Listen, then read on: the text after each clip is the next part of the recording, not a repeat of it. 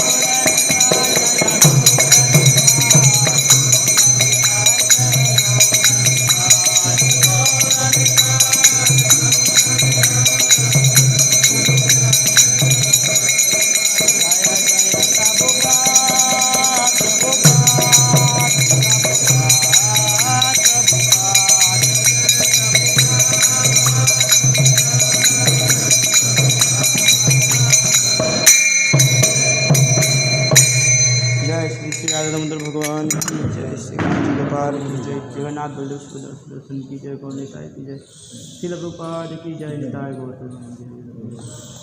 ओम नमो भगवते वासुदेवाय। ओम नमो भगवते वासुदेवाय। ओम नमो भगवते वासुदेवाय। ओम नमो भगवते वासुदेवाय। ओम नमो भगवते वासुदेवाय। ओम नमो भगवते वासुदेवाय। नारायणं नमस्कृत्यं नारायणं नमस्कृत्यं नरोत्तमं नरं चैव नरोत्तमं देवीं सरस्वतीं व्यासं देवीं सरस्वतीं व्यासं ततो जयमुदीरये।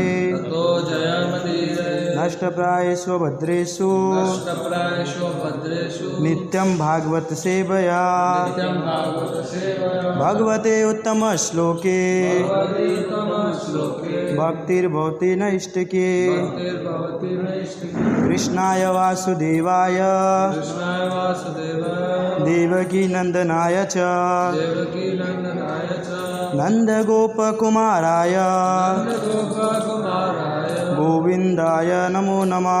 गोविन्दाय नमो नमः। हरे कृष्णा। आज का श्लोक संख्या स्कंद 10 अध्याय 90 श्लोक संख्या 33 और 34।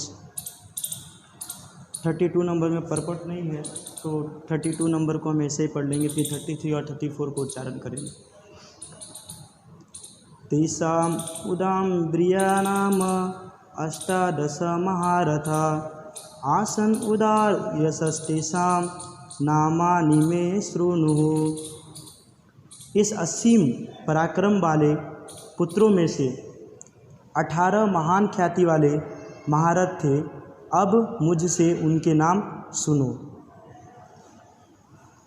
प्रद्युम्न च अनिरुद्ध च प्रद्युम्नश्च अनिरुद्धश्च दीप्तिमान भानु एव च दीप्तिमान् भानुरेव च सांब मधु बृहत् भानु साम्बो मधुर्बृहद्भानुः चित्रभानुवृक अणोन् चित्रभानुवृको अनु पुष्कर वेद बाहु च पुष्करवेदबाहुश्च श्रुतदेव सुनंदन श्रुतदेव सुनन्दन चित्रबाहु विरूप च चित्रबाहुर्विरूपश्च कवि नैग्रोध एव च कविनैर्वृत एव च प्रद्युम्न च अनिरुद्ध च प्रद्युम्नश्च अनिरुद्धश्च दीप्तिमान भानु एव च दीप्तिमान् भानुरेव च सांब मधु बृहत् भानु साम्बो मधुर्बृहद्भानुः चित्रभानुवृक अरोन चित्रभानुर्विको अनु पुष्कर वेद बाहु च पुष्करवेदभानुश्च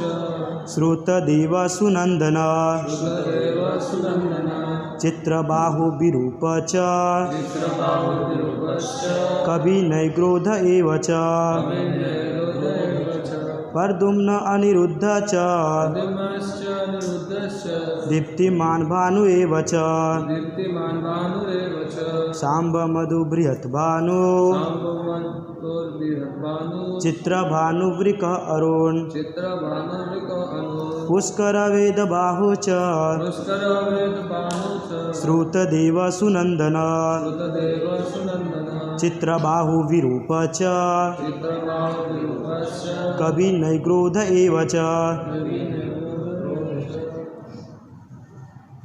प्रद्युम्नश्च अनिरुद्धश्च प्रद्युम्न च अनिरुद्ध च दीप्तिमानर्भानुरेव च दीप्तिमान भानुरेव च शम्भो मधुर्बृहद्भानुः सांबो मधु बृहत् भानु चित्रभानुर्विको नरः चित्रभानुवृको पुष्करो वेदभानुश्च पुष्कर वेद बाहु च श्रुतदेव सुनन्दन श्रुतदेव सुनंदन चित्रबाहुर्विरूपश्च चित्रबाहु विरूप च कविर्नैग्रोधः एव च कवि नैग्रोध एव च। और कोई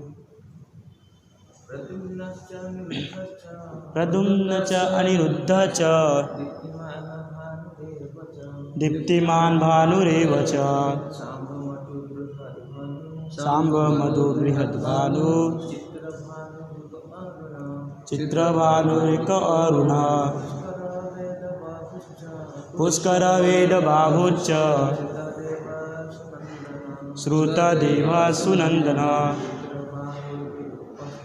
चित्रबाहु विरूपच कवि निग्रोध एव च। ओम अज्ञानतिमिरान्धस्य ज्ञानञ्जनशलाकया चक्षुरुन्मीलितं तस्मै श्रीगुरुवे नमः। श्रीचैतन्यमनोभीष्टं स्थापितं येन भूतले स्वरूपकदा मे ददाति स्वपदान्तिकं। नमो विष्णुपदाय कृष्णपृष्ठाय भूतले श्रीमते भक्तिवेदान्तस्वामीति नाम्ने नमस्ते सारस्वती देवी गौरवाणी प्रचारणे निर्विशेष शून्यवादी पाश्चात्यष्टाने। हे कृष्ण करुणा सिंधु दीनबंधु जगतपते गोपेश गोपिका कांत राधा कांत नमस्ते। तप्त कांचन गौरांगी राधा वृंदावनेश्वरी विश्वानुस्मृति प्रणमामि हरिप्रिय। वाञ्छाकल्पतरुभ्यश्च कृपा सिन्धुभ्यश्च पतितानां पावनेभ्यो वैष्णवेभ्यो नमो नमः। जय श्री कृष्ण चैतन्य प्रभु नित्यानंद श्री अद्वैत गदाधर श्रीवासादि गौर भक्तवृंद। हरे कृष्णा कृष्णा कृष्णा हरे हरे राम राम राम हरे हरे। तो आज का हमारा श्लोक संख्या है स्कंद 10 अध्याय 90 श्लोक संख्या 33 और 34 और हमारा टॉपिक है भगवान श्री कृष्ण की महिमाओं का सारांश।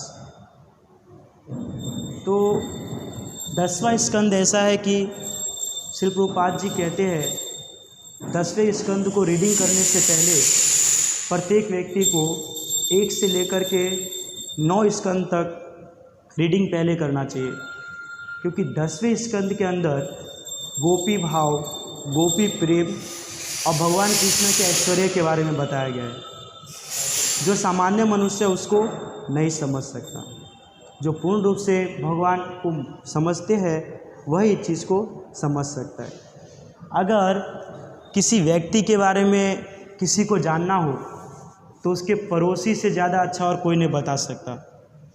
तो वैसे ही हम स्कंद 1 से 9 तो नहीं पढ़ेंगे, लेकिन भगवान कृष्ण के जो पड़ोसी है उससे हम जानेंगे कि भगवान क्या है।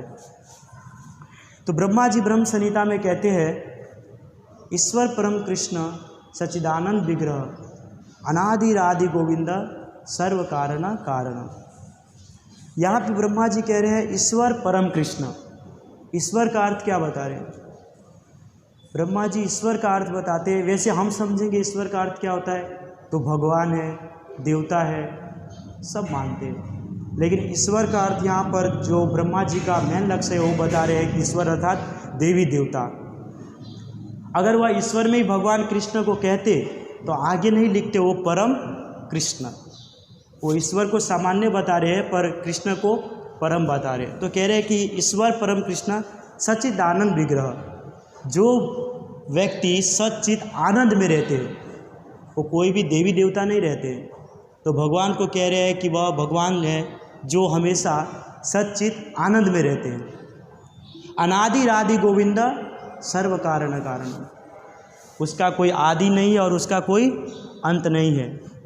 संसार के अंदर प्रत्येक वस्तु ऐसा है जिसने जन्म लिया है उसकी मृत्यु होगी, या जो वस्तु हमारे पास आई है कुछ समय के बाद वह वस्तु नष्ट हो जाएगा। या देवी देवता भी है, किसी निश्चित समय आने के बाद उसकी भी मृत्यु होती है, यहाँ तक कि ब्रह्मा जी की भी। लेकिन भगवान जो है वह आदि है, उसका न तो जन्म हुआ है और न उसकी कभी मृत्यु होगी। अनादिरादि गोविंद सर्व कारण कारणम, और सभी कारणों के कारण है पर उसका कोई कारण नहीं है। तो ब्रह्मा जी यहाँ पर कह रहे हैं कि भगवान कृष्ण है सबसे परम। फिर शिव जी क्या कहते हैं? शिव जी रुद्र गीत में कहते हैं परीक्षिताओं को बताते हुए, यह परम रहस्यम साक्षात त्रिगुणात् जीव संगीतात भगवंतम वासुदेवम परपन्नम सप्रियो ही में। परीक्षिताओं को बताते हैं कि जो व्यक्ति भगवान कृष्ण को प्रकृति तथा प्रत्येक वस्तु के अधिष्ठाता के रूप में पूर्ण पुरुषोत्तम भगवान के रूप में समझता है और उसका सम्मान करता है, वह मेरे लिए बहुत ही प्रिय है। स्वयं शिव जी कह रहे हैं रुद्र गीत के अंदर में कि मतलब कि शिव जी बता रहे हैं कि पूर्ण पुरुषोत्तम अर्थात कि उसके समान कोई व्यक्ति या कोई पुरुष है नहीं, और प्रत्येक वस्तु के अधिष्ठाता अर्थात कि भौतिक संसार के अंदर हम जितने भी वस्तु देख रहे हैं, जो भी लोग हैं, मनुष्य है, जंगली है, जानवर है, उन सब के अधिष्ठाता कौन है? भगवान कृष्ण।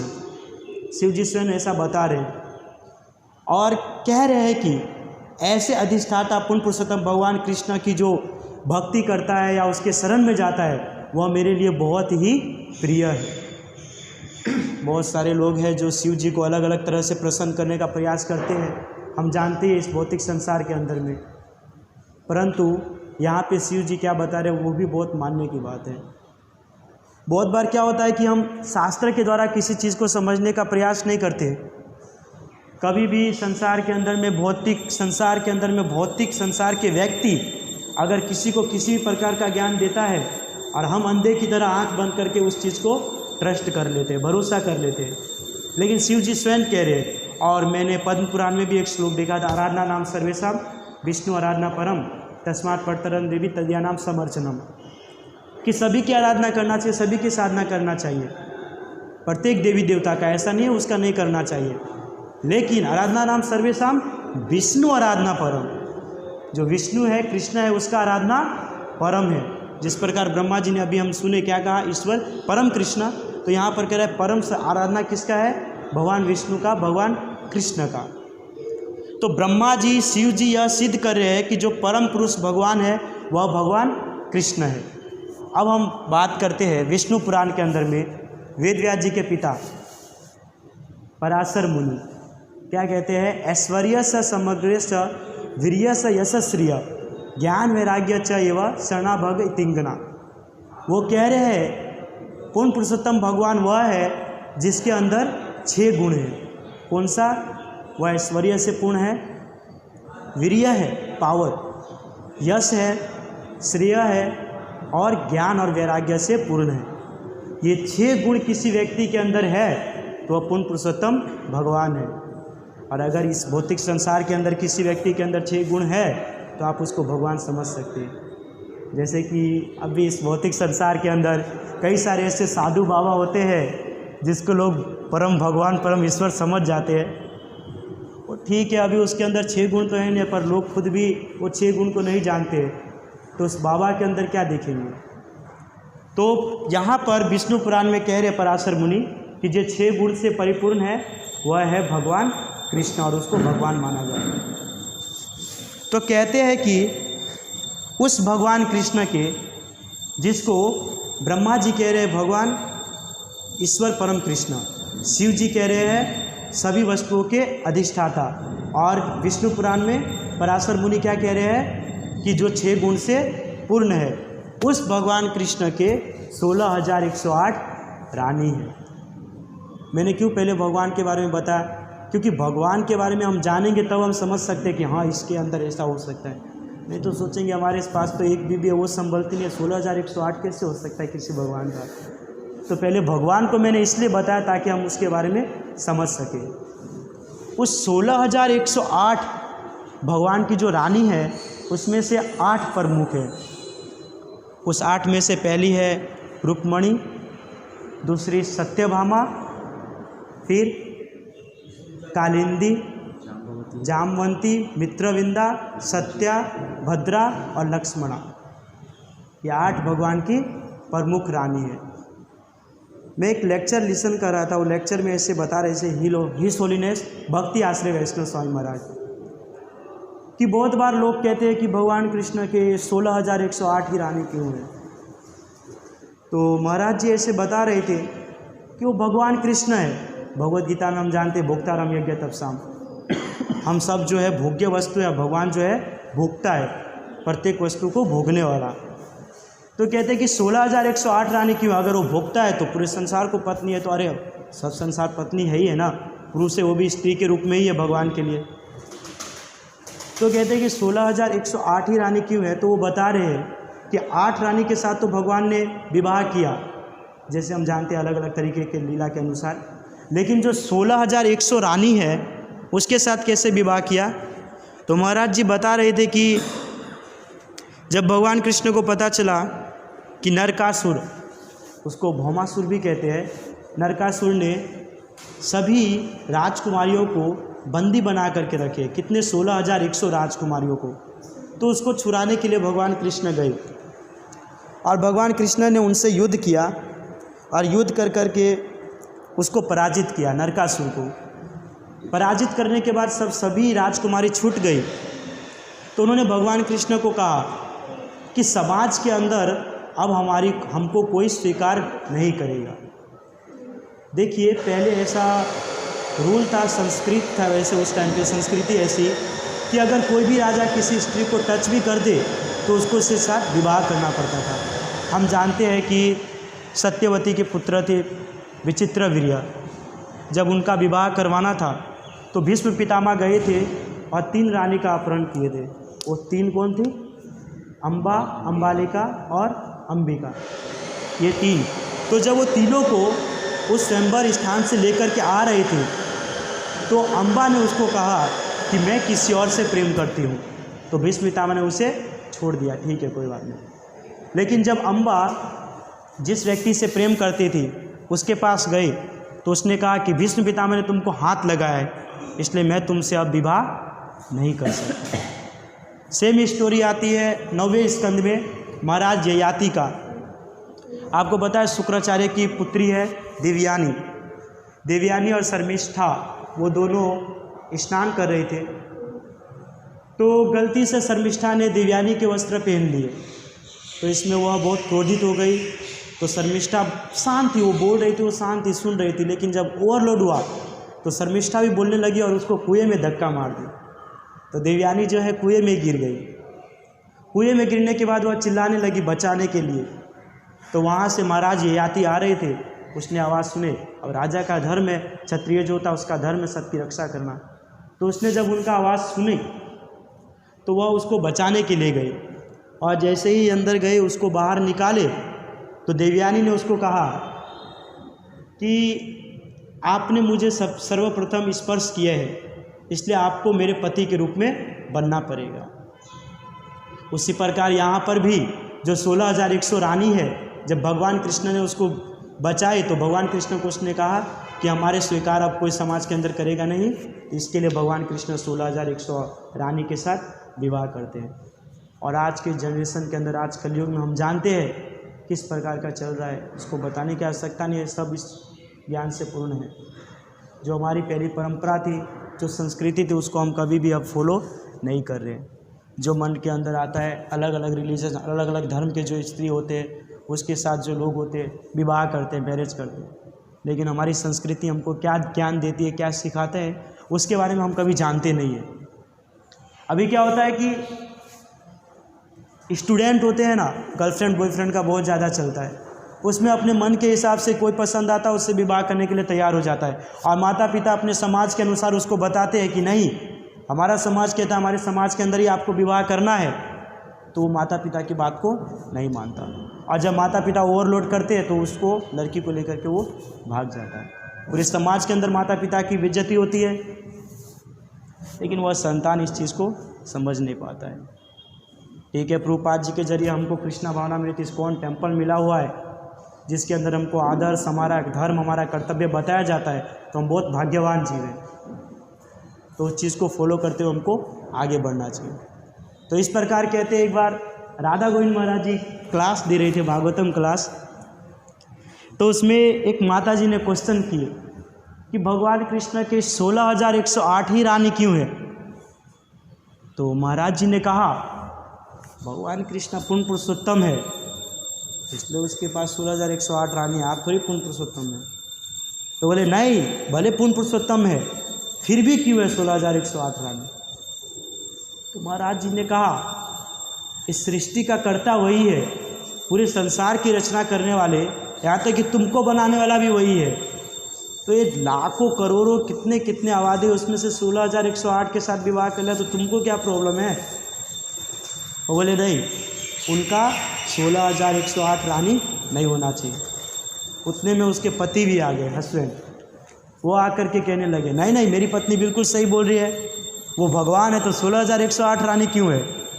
भगवान का तो एक ही होना चाहिए, राम तो उसके अवतार है, वो तो एक ही विवाह किए। बोले अरे वो तो मर्यादा पुरुषोत्तम भगवान है ना, भगवान अलग अलग युग के अंदर में अलग अलग लीला करते हैं। वो मर्यादा पुरुषोत्तम भगवान है इसलिए उसकी एक रानी है।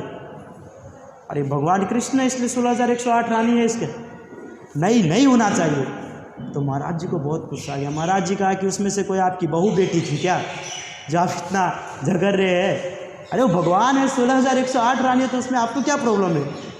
जब महाराज जी ने कहा कि वो आपकी बहू बेटी थी तो वो बहुत भड़क गए वो, और वहाँ पर से वो दोनों चले गए। एक बार अमरेंद्र प्रभु का क्लास लिसन कर रहा था, उसके अंदर कहते अमरेंद्र प्रभु की एक व्यक्ति था, तो दूसरे व्यक्ति ने आकर के उसको कहा कि भगवान कृष्ण जो है पूर्ण पुरुषोत्तम भगवान है, पूरे संसार के अधिष्ठाता है, उसके अलावा और कोई नहीं है। देवी देवताओं में भी परम कौन है? वो भगवान कृष्ण है। इसलिए हमको उसकी पूजा करनी चाहिए, उसकी आराधना करना चाहिए, उसका ही साधना करना चाहिए, उसके अलावा और किसी का नहीं करना चाहिए। तो दूसरा व्यक्ति ने बोला मैं आपकी बात को क्यों मानूं? तो बोले अरे शास्त्र कह रहा है ऐसा।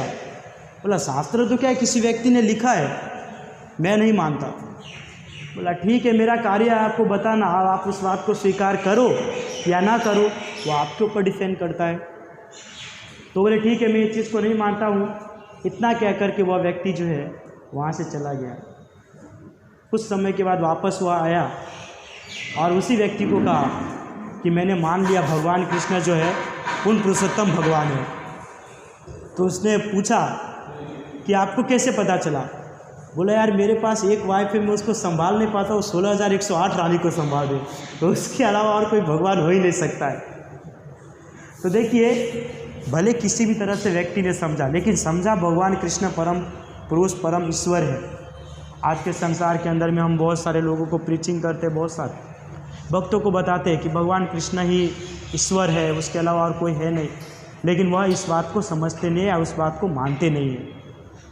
अभी हम जैसे जानते हैं दिल्ली में वो जो केस हुआ था, अभी सबको प्रतिज्ञा कराए थे कि हम राम कृष्ण ये सबको नहीं मानेंगे। हिंदू के कोई भी देवी देवता है उन सबको किसी को भी हम मानेंगे नहीं, किसी को भी फॉलो नहीं करेंगे।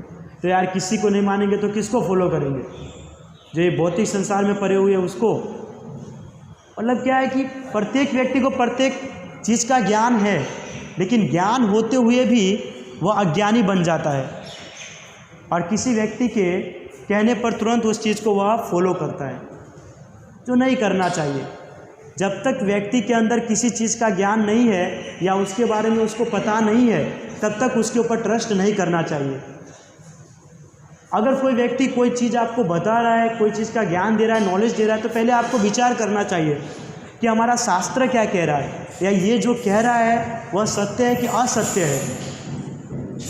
जब आप पूर्ण रूप से जानेंगे तभी उसके ऊपर ट्रस्ट करेंगे। अब आप ऐसा है, कोई आपको कहेगा कि आपकी शादी है, वो लड़की बहुत अच्छी है, आप जाकर डायरेक्ट उसके साथ शादी कर लेंगे? नहीं करेंगे। पहले हम जानेंगे कि वो लड़की कैसे है, उसकी फैमिली कैसे है, उसका आमने सामने वाले के साथ रिलेशन कैसा है। जब हम कोई भी चीज़ का पूर्ण रूप से ज्ञान लेते हैं तब जा कर के हम उस चीज़ को मानते हैं। लेकिन संसार के अंदर क्या हो रहा है, वो कहते हैं ये भगवान नहीं है, हाँ तो नहीं है, ये ईश्वर नहीं है, नहीं है, तुम ये हो तो मैं ये हूँ। मतलब आँख के ऊपर प्रत्येक व्यक्ति ने पट्टे बांध लिए हैं और ऐसे व्यक्ति के ऊपर ट्रस्ट कर रहे हैं जिसको खुद भी अपने बारे में नहीं पता। अब ये कैसा होगा कि एक अंधा व्यक्ति दूसरे अंधे व्यक्ति को कहेगा कि यहाँ से गाड़ी आ रहा है, अरे उसको खुद ही नहीं दिख रहा है कि यहाँ से गाड़ी जा रहा है, तो दूसरे को क्या बताएगा? लेकिन वो क्या बोलेगा, हाँ नहीं सही बात है। वैसे ही संसार के अंदर हो रहा है। प्रत्येक व्यक्ति को पता है कि यार वो जो भी बोल रहा है पहले मुझे एक बार जानना चाहिए कि कृष्ण की पूजा नहीं करना चाहिए, राम का पूजा नहीं करना चाहिए, ब्रह्मा को नहीं मानना चाहिए, शिव को नहीं मानना चाहिए। लेकिन आज तक तो सभी लोग मान रहे हैं, तो क्या वो सब पागल है और हम ही महान है? लेकिन उसके ऊपर वह ध्यान नहीं देता। सामान्य व्यक्ति ने कह दिया तो कह दिया और उसके ऊपर ट्रस्ट करके हम भगवान को पूजा आराधना सब चीज़ छोड़ देते हैं। अब ऐसे भी भगवान कहते हैं 8वें अध्याय में वो श्लोक है ना, मोघा सा मोग कर्मानु मोग ज्ञाना विचेष राक्षसी आसुरी च प्रकृति मोहिनी सीता। जो इस संसार से मोहग्रस्त या आसुरी स्वभाव वाले हैं और आसुरी स्वभाव वाले व्यक्ति से ही लिसन करते हैं, सुनते हैं, वह कभी भी मुझे प्राप्त नहीं कर सकता और उसके मन के अंदर कभी मेरे प्रति भक्ति उत्पन्न नहीं हो सके। अगर होगा भी ना थोड़ा बहुत, उसे भी मैं नष्ट कर दूँगा, क्योंकि ऐसा व्यक्ति कभी भगवान को प्राप्त नहीं कर सकता।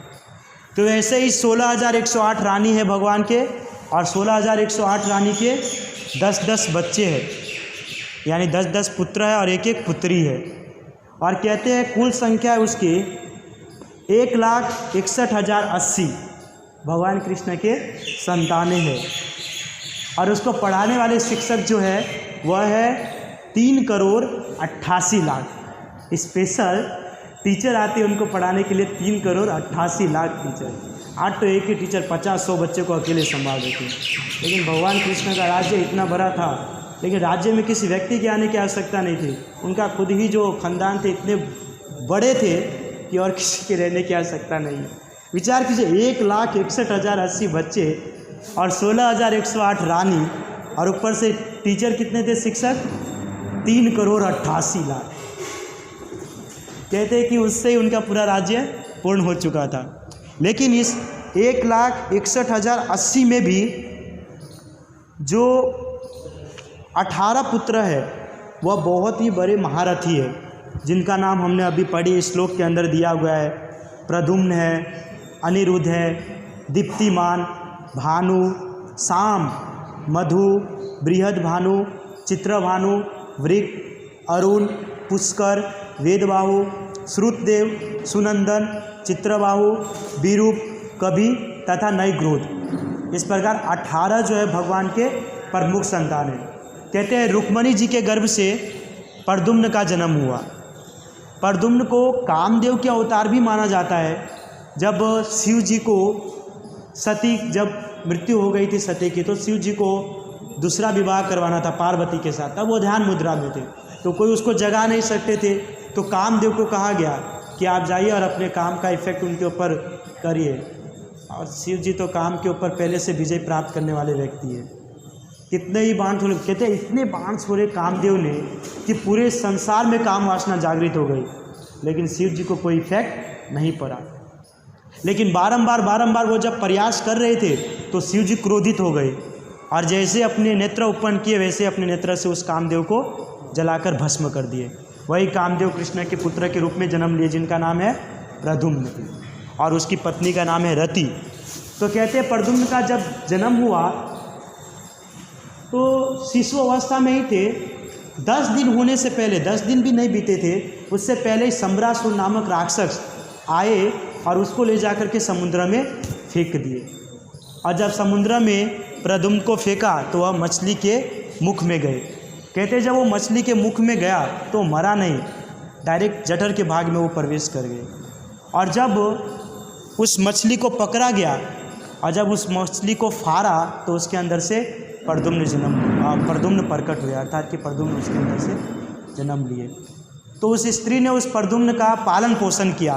कहते हैं कि जो स्त्री है वह भी रति है, अर्थात कि उसकी पत्नी थी, यहाँ पर अलग रूप में यहाँ पर वापस से प्रकट हुई थी। तो उस रति ने उसका बहुत पालन पोषण किया जब तक वह यंग अवस्था में नहीं आ गए। और जब यंग अवस्था में हो गए तब सम्रासुर को मार करके प्रद्युम्न अपनी पत्नी रति के साथ कहाँ गए, द्वारिका में रुक्मी की पुत्री, उसका विवाह हो रहा था। उस स्वयंवर से प्रद्युम्न ने उसको हरण कर लिया और उसकी पुत्री के साथ जाकर के विवाह किया। और जब उसकी पुत्री के साथ विवाह करने के बाद उसका ही पुत्र एक और जन्म हुआ, जिनका नाम है अनिरुद्ध। अनिरुद्ध है बहुत ही प्रभावशाली। कहते हैं कि जिस प्रकार भीष्म और भीम के अंदर 10,000 हाथी का बल था, वैसे ही अनिरुद्ध के अंदर भी 10,000 हाथी के बल थे, और वह श्याम रंग के थे, जैसा कि हमारे भगवान कृष्ण है, राधा श्याम सुंदर। लेकिन गर्ग संहिता में ऐसा वर्णन किया गया है, जो अनिरुद्ध है वह ब्रह्मा जी के अवतार के रूप में माना गया है गर्ग संहिता के अंदर। लेकिन हम वैसे देखते हैं 4 व्यू के अंदर, जैसे भगवान कृष्ण है, जब भगवान कृष्ण प्रकट हुए तो उसके लेफ्ट हैंड से राधा रानी, राइट से बलराम जी, बलराम से अनिरुद्ध, प्रद्युम्न, संकर्षण और वासुदेव। तो उसके अंदर भी अनिरुद्ध का वर्णन किया जाता है। लेकिन कहते हैं कि गर्ग संहिता के अंदर यह जो है ब्रह्मा जी के अवतार है। और वैसे ही सेम सांब के अंदर भी, सांब भी इतना प्रभावशाली था। जब आपको पता है दुर्योधन की पुत्री थी लक्ष्मणा, तो उससे जब प्रेम हुआ और उसको जब जाकर के स्वयं अकेले गए और स्वयंवर स्थान से हरण करके लाए, डरे नहीं कि क्या होगा क्या नहीं होगा। और उसके पीछे कितने बड़े बड़े महारथी लगे, भीष्म पितामह, दुर्योधन थे, कर्ण थे, ये सब, लेकिन फिर भी वो डरे नहीं। तो भगवान के जो 18 पुत्र का यहाँ पर जो वर्णन किया गया है वह सभी बहुत महारथी थे और प्रभावशाली थे, उसके सामने कोई भी टिक नहीं सकता था। जिस प्रकार भगवान कृष्ण वैसे ही उसका पुत्र। तो आज के श्लोक में वैसे दिया गया है सिर्फ पुत्र के बारे में ही, तो सबके बारे में तो नहीं दिया गया है, यहाँ पर सिर्फ यही कहा गया है तात्पर्य के अंदर में कि सिर्फ विश्वनाथ चक्रवर्ती के अनुसार यहाँ पर उल्लेखित है कि अनुरुद्ध भगवान कृष्ण का पुत्र था, प्रद्युम्न से उत्पन्न उसका प्रसिद्ध पौत्र नहीं। तो हमने यहाँ पे अनुरुद्ध और प्रद्युम्न के बारे में जाने और आगे के क्लास हम कभी और सुनेंगे। हम यहीं पे समाप्त करेंगे। श्रील प्रभुपाद की जय। निताय गौर प्रेमानंदे।